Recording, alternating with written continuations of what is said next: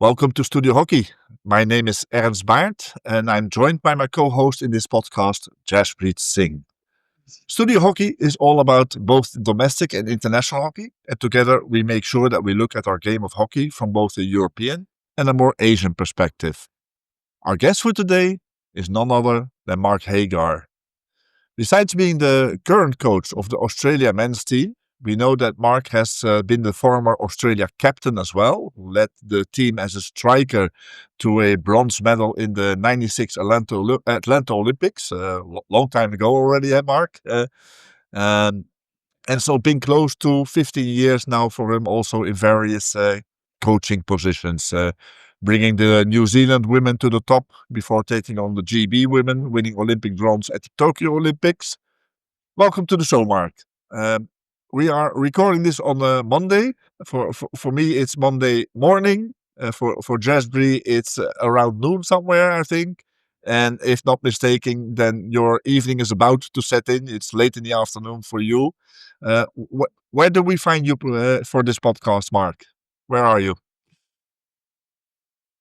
Firstly, thanks for having me on the show. I've heard a lot about it through Michael Nobbs, so it's quite a pleasure to be on this show. I'm currently in a little country town called Dunsborough, about 2.5 hours out of Perth.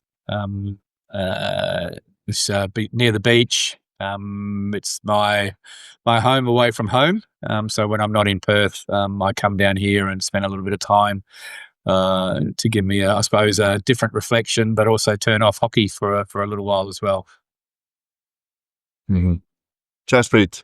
Mark, I'll come in here and as we all know, you have spent more than a decade and a half coaching around the world, especially in Australia and New Zealand, also with Great Britain women and New Zealand women, successfully as well.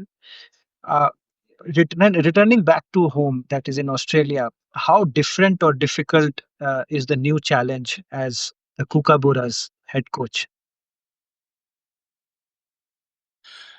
Thanks, Jaspreet. I think it's probably the transference from women's hockey to men's hockey. So I've spent the last year very much getting up to speed with the men's game, and probably more than not. A lot of the presses and everything are the same or similar.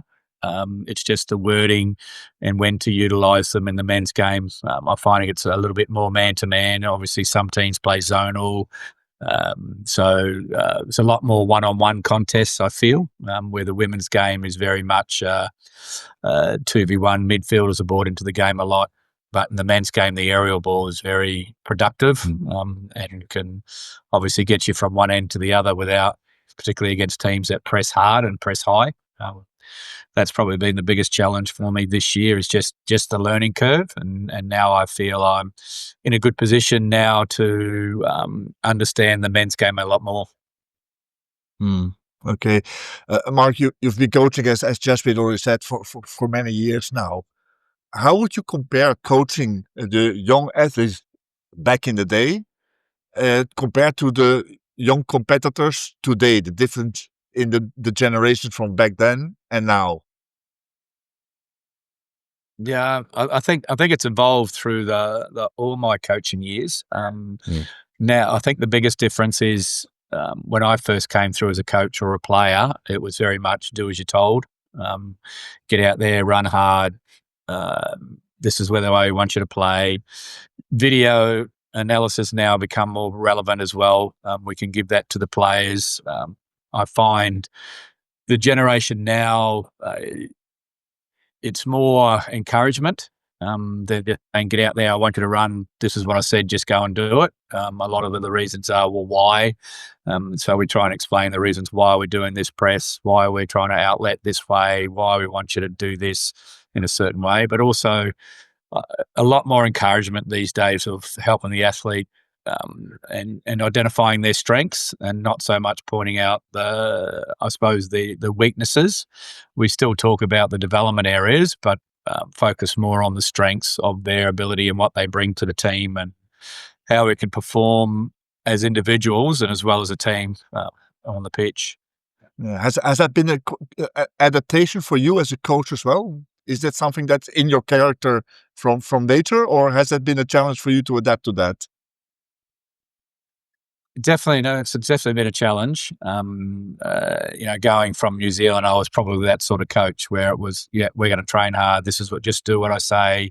Let's get out there. I tried to get a balance, but I probably think I was a little bit too much on the hard side. And then when I went to Great Britain, I had to adapt, and I think I did adapt my coaching style, but it also helped because I had two really good assistant coaches who were national coaches in their own right. And so I could give them more autonomy with the tactical side, the technical side, and I could step back and become more of a relationship coach. So I could get to know the players more, give them more empathy. I could, when they were injured or having a difficult time, I could get on the phone, have a bit of a chat to them, or catch up with them for a coffee and discuss, well, okay, what are you like as a person at home? How can I help you prepare? How can I make you a better hockey player by getting to know you as a person as well? So I felt that was my biggest challenge, because I wasn't that sort of style of coach when I was in New Zealand, and mainly because I think it was just me and one other coach. And it was I was always giving in the hard messages, wherein what I really enjoyed about my time in Great Britain is I had a staff that would sit in on the player meetings as well. So it wasn't just me delivering if there was a hard message. It might come from the nutritionist, or it might come from the strength and conditioning coach, or it might come from one of the assistant coaches. So that sort of took me away from being that bad person all the time, if that makes sense. Like I was still always the decision maker in the end, and I was, I had to make those decisions, and the players always knew that the final decision was mine. But I felt I got to know them as people a little bit more, particularly in GB, and I've trying to adapt it now here with the Kookaburras as well, trying to get to know the players very, very well as good hockey players, but also good people. Mm-hmm. Mark, you touched upon the challenges and how you adapted working with this Great Britain and New Zealand women. But was coming to Australia something you anticipated? Because you came back, if I'm not wrong, in 2021, and 3 years down the line, after working as a technical advisor with Australian hockey, you have accepted this role. Were you anticipating it? And a part of that question is how your experience with the GB and New Zealand women helped you evolve and grow as a coach.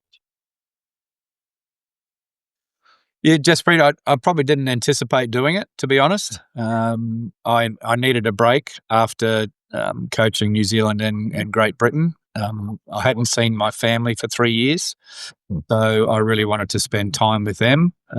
When we moved back to Australia, and we spent a lot of time with my grandkids, 3 years with them. And then I suppose the job came up post Paris, and I said to my wife, what do you think? And she said, well, look, you've always wanted the job. Why don't you apply? And if you get it, then you can make a decision. So I was probably in a better place with myself as well. Like I always wanted to be a Kookaburras head coach. But if I didn't get the position this time, then it wasn't like the end of the world for me. Whereas in previous times it was, I would have been so disappointed. But fortunately I got the opportunity this time around, and really have really enjoyed working with the players, but also the coaching staff over this last 12 months. It's been an enjoyable ride. I think what I've learnt the most, Jaspreet, or what I've brought from those two countries is I've learned a lot of empathy around what it takes to be a good coach, and how I can, I suppose, adapt and get to know players, get to know styles. Don't be afraid to admit if I don't know anything or if I'm not sure. Ask the players. We've got a lot of players that have been around for a long time, and we ask their opinions, and they're very, very good. The Kookaburra boys, they do say to me, look, in the end, you are the coach. We're happy to give you some of our opinions, but in the end, they know I have to make the decision what I feel is right for the team as well. Yeah. You started with Pro League games last year, which included in the beginning a win over the Netherlands in Sydney after a defeat to Spain. So what were some of your opening notes in the coaching diary from those first games? What were the first lessons that you took home from these Pro League games in coaching the new generation of Australia? Yeah, it was an interesting time because we had a few players in the Hockey Indian League, so they were unavailable for the first round. So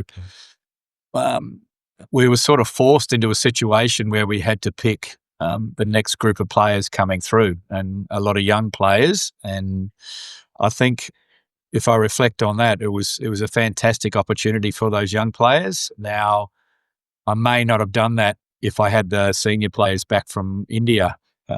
And some of those performance from those young players has really sort of opened my eyes about how youth can really excite a team. And they played with no fear. They had no expectations. And it was an opportunity to play, obviously, the gold medal winning team to see how they performed. And, I think some of the players stood up really well. And we're at a phase as well where we were still having to pick 7 players in our squad. We hadn't made a final decision on 7 of our group. So those games really gave me an opportunity to have a look at the next 8 or 9 players, or particularly the 8 guys who debuted for us in that series.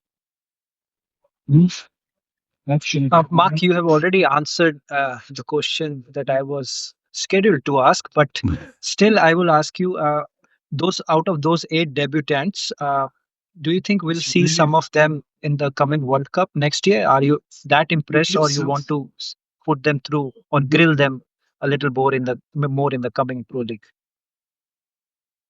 Jasper, I think that they've still got there's a little bit of hockey to go yet. So, as you know, there's quite a few playing in the Indian League in January. So they'll have that opportunity to perform there, and then they'll come back, and we go straight into Pro League in Hobart when they come back. So we've got a squad of 24.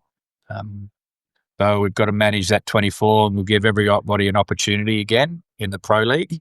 But to answer your question, yeah, I think it's an exciting time for us with some of those young players that are coming through. As you know, they have highs and lows where they'll perform really well with no fear, and then as they go on, they get more information and they start to question themselves. And we probably sometimes give them too much information, and they try to change their whole game. Versus, we really want them to play with flair and give them a lot of freedom. And I think that's worked really well for a lot of our young players this year. Mm-hmm. Yeah. You went on to recently win the Oceania Cup, where basically your real only challenging competitor is New Zealand. I've often thought, for competitive reasons, and you probably will not agree with me, but I've often thought that this event should just merge with the Asia Cup. So that you get an Asia Pacific Championship where the competition would be a lot more interesting. Thoughts? Yeah, look, when I first played for Australia as a junior athlete, we were in the Oceania Asian League. I still remember we had to go to Malaysia to qualify for the Junior World Cup, and all the Asian teams were there, and it was a fantastic tournament, a really good tournament. So I don't see it not being an option down the track. Currently, as we know, I've been in Europe and I've seen the competition over there and how tough it is. I think for me, Ernst, the big one, we've got to try and find tournaments, because we don't play tournaments now. So we've got to try and find somehow. So if we don't join with Asia, then I feel that Oceania and Asia have got to start playing tournaments against each other anyway.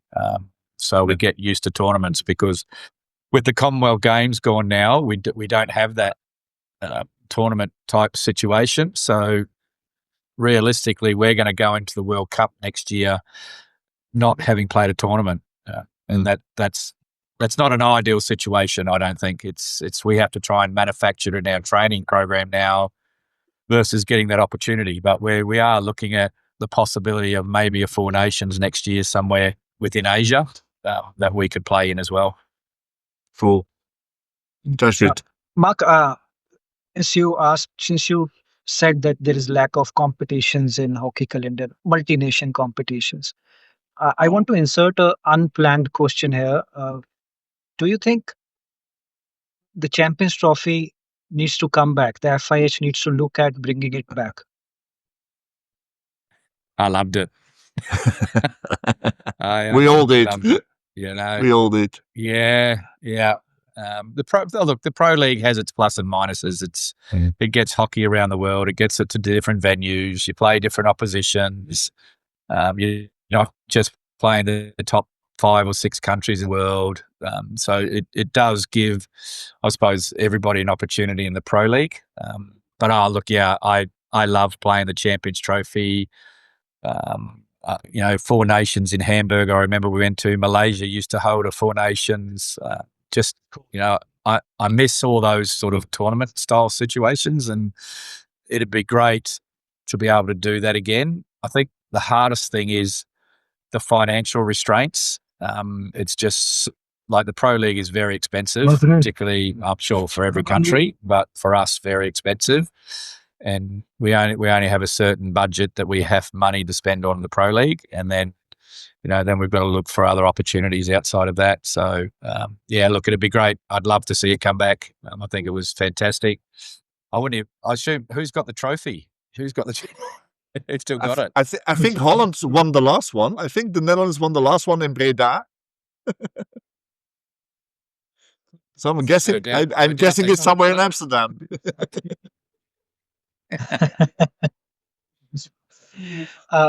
Coming back to your coaching, Mark, other than with GB Women, most of your coaching assignments have been in Australia or New Zealand.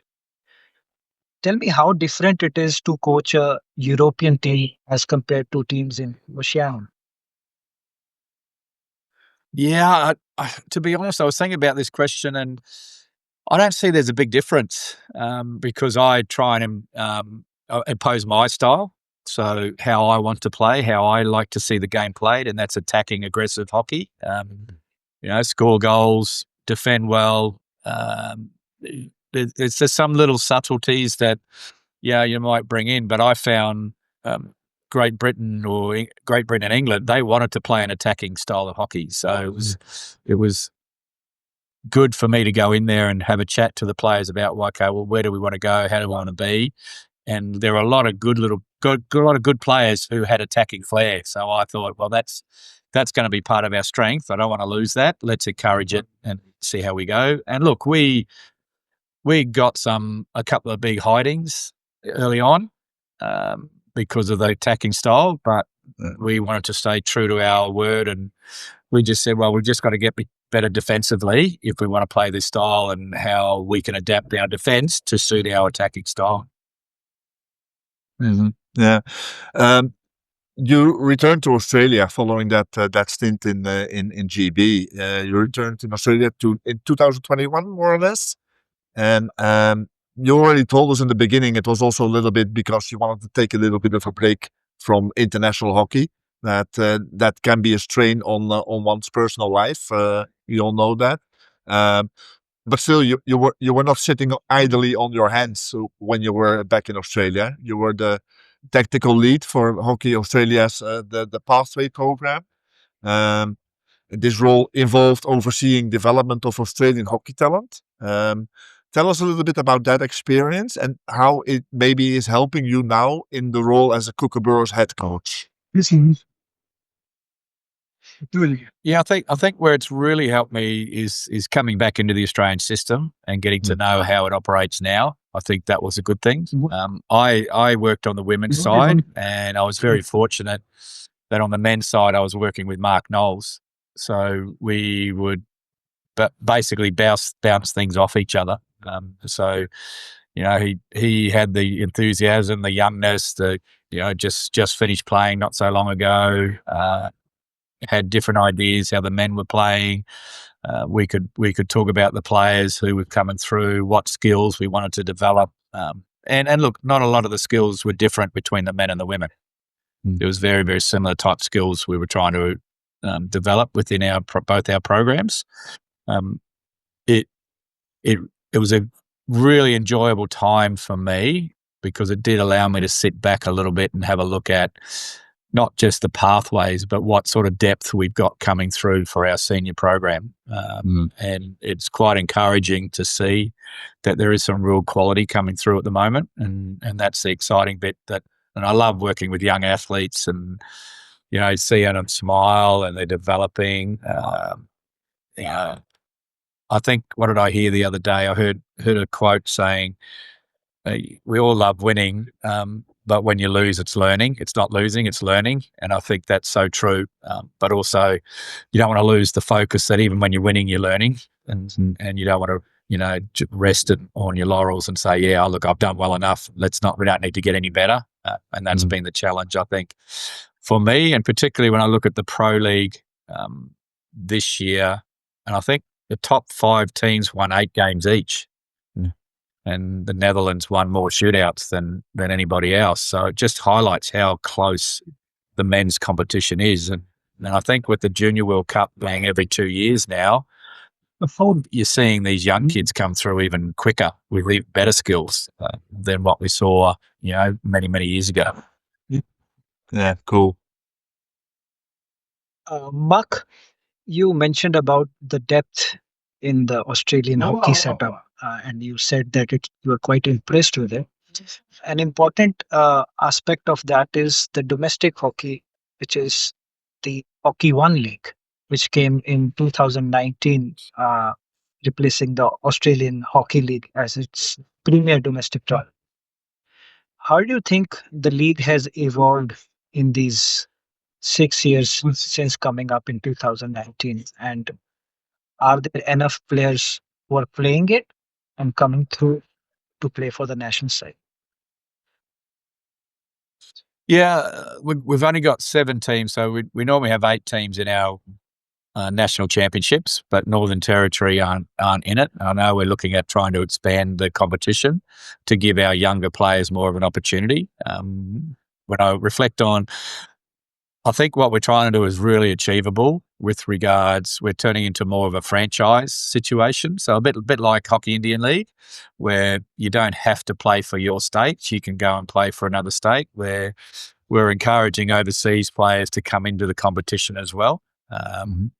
Where it can be a little bit of a downfall is there's only a certain number of players allowed to travel each week. So you only have one goalkeeper who travels with each team. So there's 7 keepers, and as we know and we respect is as players retire, they still want to play the highest level they can. So, they are still playing for another couple of years, which makes it difficult for the junior kids to come through. So we're always looking at ways to identify, well, how can we give those young players an opportunity moving forward in that competition as well. And that's something I know that's been a topic with Hockey Australia and the Hockey One League and how we could promote it. I think they're doing a fantastic job with how they're trying to promote it by bringing overseas players in to give us a little different flavour as well. But yeah, that would be the only downfall, I think, is just the number of players that can play each weekend. So we're losing out on some of the, I suppose, development of our young players, even going on tour, even if they don't play, but sitting there and listening and being part of the group. I think that's where we can grow with the competition even more. Yeah, cool. Mark, when Jaspreet told me that we were going to talk to you, I reached out to a couple of Aussies over here in Europe and some good friends of yours, and I asked them, what's the one question that I should ask Mark about?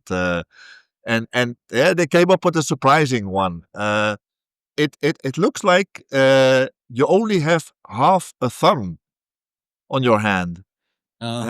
Is that a Matt Dawson story from some kind of horrific hockey accident where you had to make a choice, cut off your thumb hockey still play, or what's the story behind that one?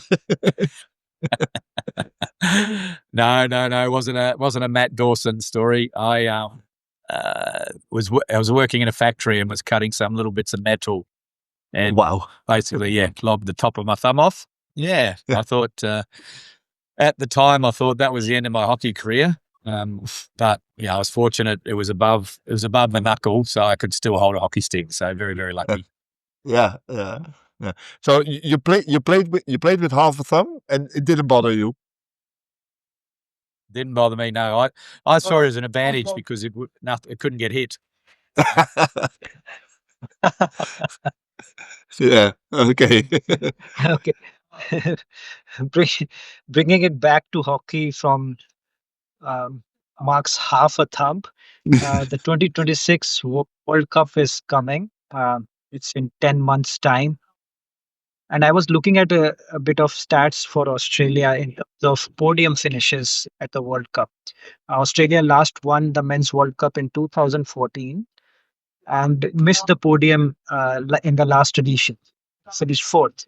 And that podium miss was the first such instance since 2002.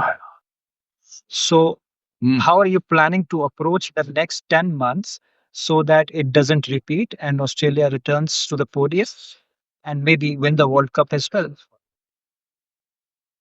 Yeah, Jaspreet, the aim is to win the World Cup. I think, like every other team, you go there to try and win it.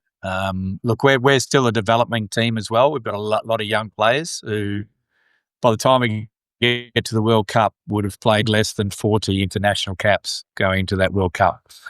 So from that point of view, we're trying to expand the level of competition they can play. So whether that's in the Indian League or in Europe. So, some of our players play in Europe as well. So they're getting that sort of different coaching, different aspects of the game and learning. So I think that's real valuable for our group as well. We also, we have a training block next year from pretty much from start of January up to the World Cup, where most of us are based in Perth. And that's where we do a lot of our set pieces, tactical work. We can throw in different types of scenarios, play zone or play man-to-man. We can work on our penalty corners, all those sort of things as one group weekly. So I think that's a real advantage for our program. Also, I suppose for me, it's getting all our players having belief and trust that we can still win the World Cup. It's not going to be an easy road. I think if you look at across the men's competition, there's so many good teams now. You've only got to look at the European League when France made the top four. It just highlights if you get it wrong on one day, then you're going to get hurt or you're not going to make it to the finals. So we just got to make sure, and we're working hard on our mindset as well, so psychology as well, and different phases of the game. So if we're down, we don't panic. We have a certain structure and we continue to play that way. If we're up, then what's the scenario? Is it 5 minutes to go? Is it still a whole half? But we want to play our game, which is attacking aggressive hockey. We don't want to change that style. We just need to become a little bit better one-on-one defensively with our group. But we feel scoreboard pressure. If we can put goals in the back of the net, then that puts scoreboard pressure on the opposition. So we really want to try and do that.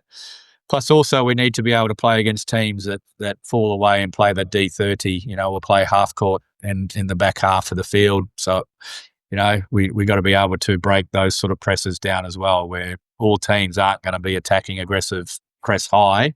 So we need to be able to adapt to the different styles as well. And that's where the Pro League, I suppose, gives us an opportunity to play against different teams, different cultures, to give us a fair idea on where we're sitting. And I think early in the year, February, we've got 8 Pro League games. We can reassess where are we at.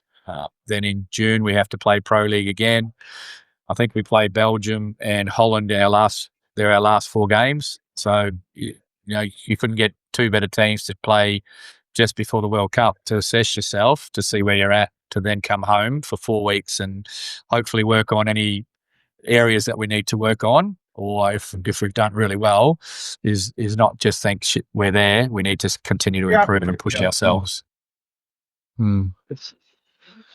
Mark, you talked about one bad day can knock you out, and I don't want to recall the 2023 World Cup being an Indian. That one bad day against New Zealand knocked us out in the crossovers itself. As both, it was devastating, even as a neutral reporter.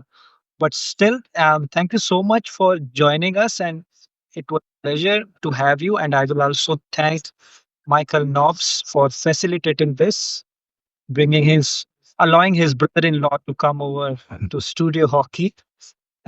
And I hope he's doing better now. Yeah, we Yeah, all wish. he's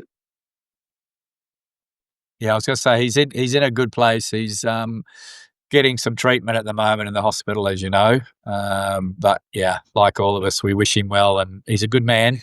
He's a very good man. He's loves his hockey, and yeah, I know everybody's wishing him well and a good recovery. Absolutely, absolutely. I was very amused by the fact that he wasn't allowed by his daughter to coach anymore and talk to other coaches because he was just supposed to be a dad now. That's the one. Yeah. That's the one thing I think remember that's rule from. one. Yeah, Yeah, it's rule so one. that's rule one as Absolutely. a parent. So don't coach your kids.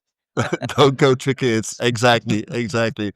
On that note, Mark, thanks for your time here. Thanks for sharing your thoughts with us here and giving us a little bit of an insight behind the doors of the Australian national team there as well. It was a pleasure talking to you. And Jaspreet, thank you as well for setting this up. And yeah, to our listeners, thanks for listening to Studio Hockey. Make sure that you subscribe to our podcast so you will not miss out our next episodes. Until next time, happy hockey, everybody.